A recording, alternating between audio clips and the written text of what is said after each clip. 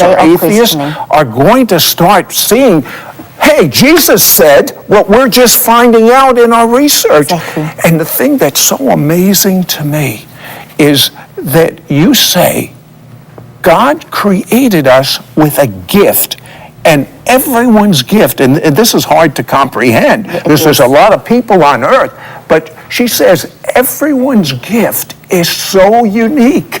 And when you can learn what your gift is and operate in your gift, you're going to have extraordinary peace. You're going to accomplish your destiny. You're going to be walking in divine health. Your relationships are going to be better. And most people that take these standardized tests, they're not tests for the gift that God's given them. They're tests for their talents. Explain. Exactly. Well, that's exactly, you said it so well, Sid. What we need to distinguish between is our gift and then the manifestation of the gift. The manifestation of the gift is what we'll see in terms of someone singing beautifully, or being able to play the piano, or a great mathematician, or a great orator.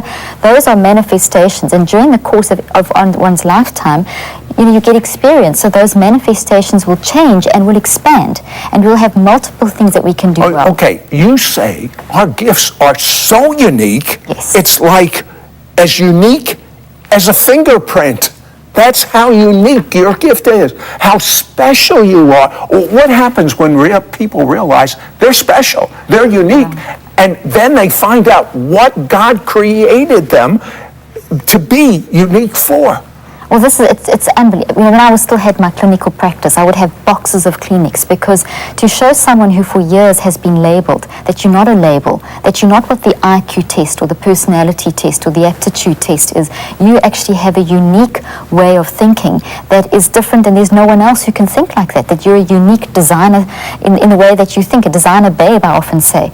Because what it essentially is that your unique gift, Sid, is the unique way in which you think. You have a unique way of thinking. I have a unique way of thinking. 6.7 billion people on the planet, each and every one of us thinks in a unique way. How could it be so unique? I don't get that. Well, it's just in terms of physiologically, what happens is this, is that we are thinking all day long. You're even thinking at nighttime. You're a thinking being. God has blessed us with that, this ability to think. As you think you're processing information from outside, and as you're thinking, you're making choices and you're building thoughts. Now, thoughts are real. They occupy mental real estate. They're real physical structural things inside your brain, and they're constantly changing. So our thoughts are constantly dynamic and changing.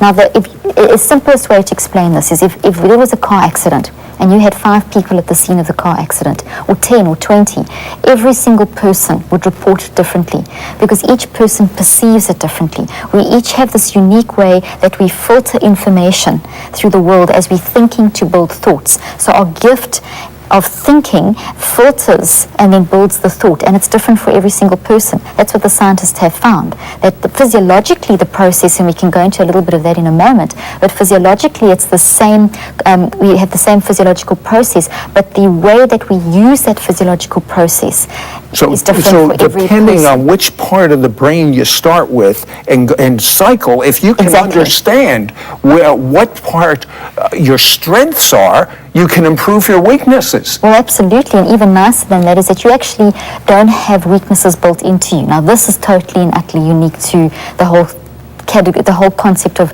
talents and things, because we think, oh, well, I've got strengths and weaknesses.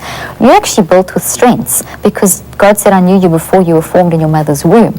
And he also says in Ecclesiastes 3:11 that he has planted eternity in our minds and a divine sense of purpose.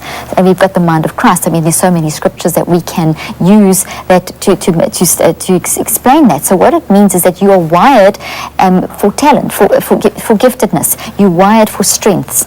So therefore, when we make bad choices, we build networks in our mind that block our gift, and weaknesses will actually manifest. But also, it's how we define weakness. The world says, for example, that to be successful, you have to be a linguist and a mathematician, and those. And if you're an artist or something else, you're not as clever, or smart. Now, that's not the truth. That's just, there's a bell curve, and what they do is they say, well, if you're in this part of the bell curve, you're the gifted, and then everyone else out there. Meanwhile, it's the other way around. There's something that you can do that no one else on this planet can do, which makes you designer. So that uniqueness, that bell curve that the world uses or defines as giftedness is completely wrong, because everything that you can do is gifted, because it's the result of the way in which you think. So there's something that each of us can do that no one else can do. Okay, you have a test which I took, and this test shows what I emphasize. What's the first part of my brain, the second part? Tell me what these different parts are very briefly. Okay, so the test that I designed is over years of research, because I've done years of research in this gift concept and how the brain does all these things and how it builds all these thoughts and that kind of thing. So what I was using in my clinical practice was I would help people to understand, this is how I think, this is the structure of my thought processes, and if I work hand in hand with the structure of my thought processes, it's going to produce a better result, whatever that desired result may be. So from the brain science, I'm summarizing huge years of research and everything. We have, if I use the brain as an example, this model as an example, it's almost as though we can slice up the brain into 7 distinct areas. And each of those areas, there are groups of nerve cells in each of those areas that are responsible for a specific type of thought.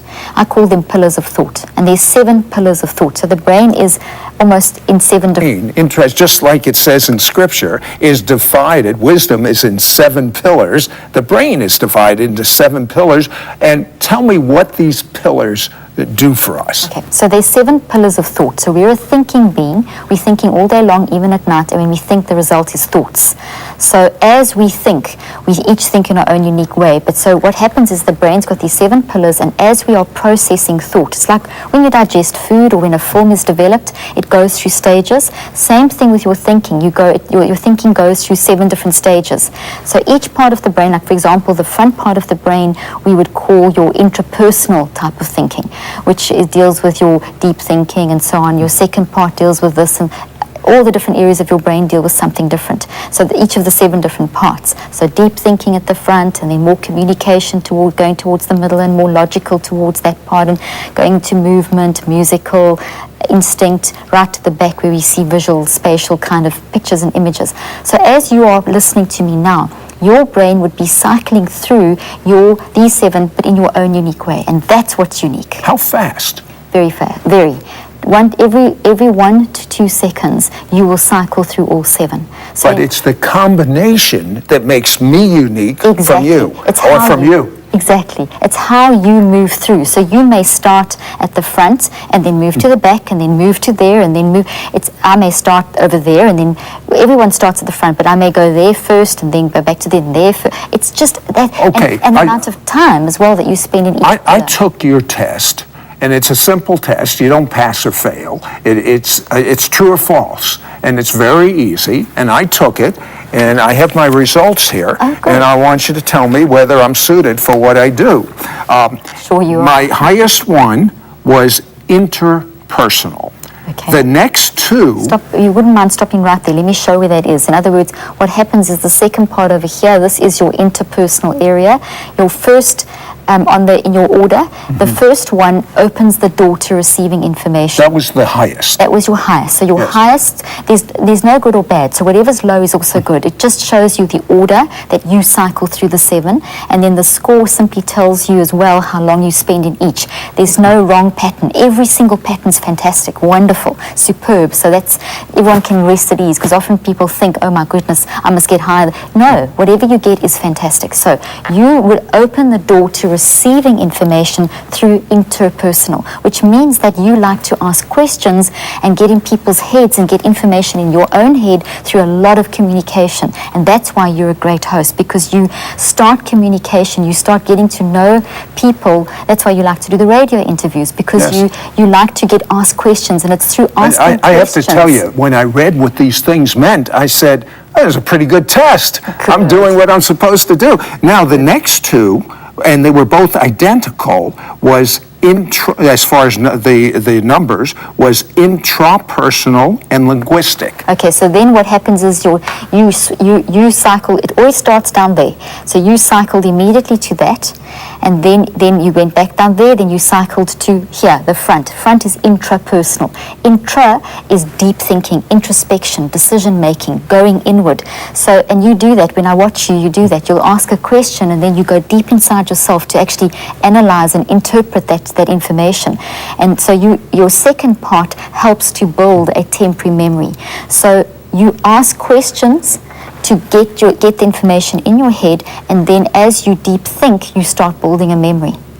Then your third one down was linguistic. Linguistic, and now that is more or less over here. But actually, the second and third were the same numbers. Same. If we that can happen because it's not my test in my clinic takes my clinical practice is 1,000 questions. So there we would be able to. All you do in a case like that, Sid, is you would just go back and redo the two sections and saying, okay, is this an acquired skill or is this really me? And in that way, you'll distinguish and you'll find one or two questions that you may change, because very often we muddle up what we've acquired, what we've learned through experience, through life, with what we really like to do. And so there you'll be able to distinguish. But let's assume that your intro comes out second, and your third, and they can be very close, they can be a point percentage, it doesn't matter, it's absolutely fine. So your third one was linguistic, which is more or less over there. Linguistic is words. It's the spoken and written word. Now, if I watch the way you interview, you've got a lot of information, lots of words.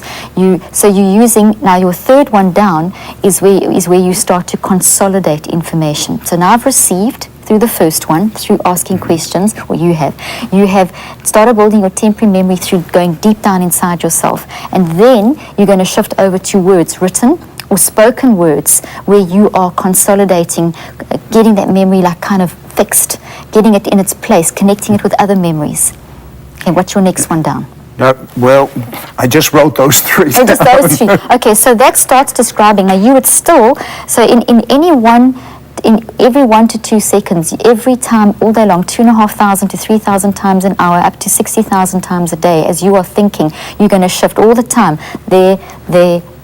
Okay, I can see someone, I can see a young kid, and you've given me so many examples that when I did the radio interview of young people that you as a mother, your own child, as a mother, understood by understanding her thinking process. Absolutely. But what about someone 70, 80 years old? Would it help them to know their gift? Oh, well, absolutely. Like you said, we've got 4 children, and as a mother, I believe I've become a better mother by understanding my children.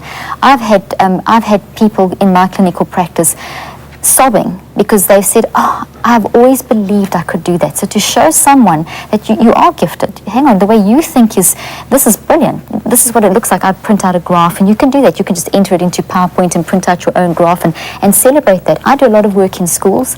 But when people block their gifts, then it's a problem. Then what happens to them physiologically when the gifts are blocked? When we block our gifts, we actually use our gift. Gift is our unique way that we flip through, cycle through all of these. The result of that is we're going to build memory. So we're going to use a tree here to show memory. This is a tree because the nerve cells of the brain look like trees. So we talk about the magic trees of the mind. So my result of using my gift will be a creation. Now, the creation that I create in my mind, because my brain is neuroplastic, which means it can grow these branches and change them, could be like this, which is the normal, the natural, or it could be a negative-looking tree, which I call a toxic tree, or a gift blocker. Could be this black tree. So if our gifts are blocked and we build memories that look like this, what happens to us physically, socially? Well, that is considered a gift blocker. Now, what can that throws our body into stress, and we don't think clearly. Wherever I have inflammation, now, for example, if I have this kind of setup more or less in this part of the brain over here, where I'm pointing to now, it's called the ACG, anterior central gyrus. I'm just using this as an example. Now, that's the part of your brain that shifts between thoughts. It's called the gear shifter of the brain.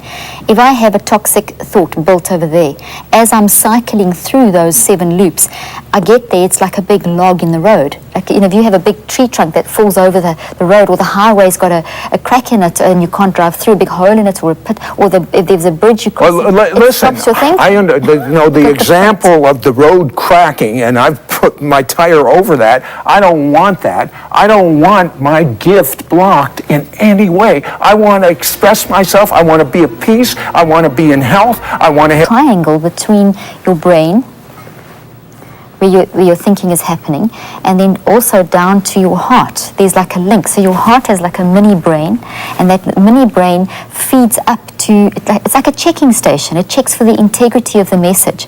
And then that keeps your mind calm. It keeps your mind, but if we ignore the message from the heart, then it throws our brain into stress. So it's almost as though God has built in, okay, you're not thinking clearly, let's just get a little checking station from the heart, listen to the heart, and as the heart calms the brain down, your heart will release a chemical called ANF. When that flows through your body, you get that feeling of peace. Phew, that's the right thing. Now you list so many gift blockers. What happens when you are involved in a gift blocker? Well, if I can start with something like depression, which is such a prevalent problem in today's times. It's really become, and it's an epidemic. It very often will start in this area of the brain called the ACG that I was explaining in the last segment. And if we talk about, if there is actual one of these trees over there, it's like this roadblock. So as you're thinking, it gets stuck there. And when it gets stuck there, there's inflammation in that area. So the whole electrical chemical balance is upset. So I almost like skip that part of my thinking process. Now, in order to think properly, to use my gift properly, which is my unique way of thinking, I have to go through all 7. So if I skip one of them, or jump over one of them, or partially go through one of those areas, something happens in the process of digesting that thought, which means I won't think clearly. I'll get the feeling of fogginess in my mind. It can lead to anxiety, worry, depression, increase the depression, increase the anxiety. It becomes a vicious cycle. And that's not a healthy state to be in, because that will manifest in the body in all different kinds of ways. Give me another gift blocker. Well, you can have anything like, what I've done is to make it easy for people to identify gift blockers, I've identified 12 areas. If you think of this tree having a root, this would be a fear tree, because this is not a great tree. This root, the roots of this tree have got 12 different roots. Now, why 12? I've taken what I call the dirty dozen. And the dirty dozen are like areas where, because people have got so many thoughts going through their head, so often people will say to me, well, where do I start? Where do I find my gift blockers? There's so many things that are blocking my mind. So to simplify, I say, okay, 12 categories, and you choose a category where you want to start. So for example, it may be toxic love, or toxic touch, or toxic dreams, or whatever, toxic thoughts, toxic emotions. So you identify the area, and each one of those deals then, say, okay, what is toxic love? What is love, first of all? So we start with the positive side. Love is a very positive thing. When you're in a state of love, which is joy, peace, patience, kindness, all the good stuff, your body's wired according to how it should be operating. You've got peace in your body. You're thinking clearly. So that's on the positive side. But then we can have toxic love, which could be maybe you had a bad relationship with a parent, or a bad relationship with a spouse, or there was some kind of toxic thing. So what was meant for good becomes distorted. So instead of having this experience of my mom loved me, or my dad loved me, or whatever, or relationship with a spouse, you now have this big black tree in your brain, and that thing is now blocking your ability to think. So then we need to renew the mind. We need to rewire that. We need to bring this into consciousness, and we need to actually melt that down, which your brain can do. And that's the most wonderful thing. You can melt down these gift blockers and release good chemicals. I love your section on monkey hug. Yeah, explain that. That is so cute. They did an experiment with rhesus monkeys, where newborn baby monkeys were separated. Some were left with their mothers, and some were put in cages, and they were just fed with like a bottle. There was no touching and hugging. And these little monkeys, the ones that didn't have the touch and the hug, became very ill. Their cortisol levels, their stress chemicals, all their body went into 1,400 different chemical reactions, went chaotic, and some of them even died. Then they took those baby monkeys that were quite sick, and they put them with a mommy monkey who loved them, touched them, hugged them, and those baby monkeys got better. If we take that experiment, the concept of that experiment, we're not monkeys obviously, but the concept of touch, what it did in the body, and they've done lots of experiments obviously with humans as well in terms of touch. As we touch, we release endorphins in our body. Endorphins are like painkillers. They make you feel calm, they make you feel peaceful, they make you feel good.